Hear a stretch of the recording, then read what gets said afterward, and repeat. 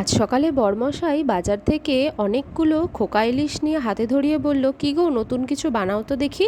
আমি তো বেশ চিন্তায় পড়ে গেছিলাম। তারপর মাথা থেকে আইডিয়া বার করে প্রথমে সর্ষে আর পোস্তটা ভিজিয়ে রেখেছিলাম, তারপর কাঁচা লঙ্কা দিয়ে খুব ভালো করে একটা পেস্ট বানিয়ে নিলাম। তারপর ধুয়ে রাখা মাছটার মধ্যে হলুদ নুন মাখিয়ে খুব ভালো করে এপিটোপিট ভেজে নিলাম। তারপর মাছের তেলের মধ্যেই দিয়ে দিলাম কালো জিরে ফোড়ন।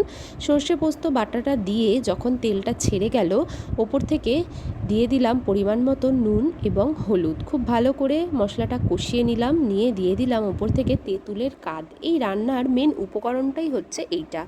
আজ আমি বানাচ্ছি ইলিশ মাছের টক। টকটা ব্যালেন্স করার জন্য দিয়ে দিলাম 1 চামচ চিনি। আপনারা চাইলে এই চিনিটা স্কিপ করতে পারেন যারা টক পছন্দ করেন। তারপর দিয়ে দিলাম চেরা কাঁচা লঙ্কা। ঝোলটা যখন ফুটে উঠলো দিয়ে দিলাম মাছগুলো। টকবক করে ফুটলেই রেডি ইলিশ মাছের টক। পাতে সার্ভ করো। Tata, bye bye.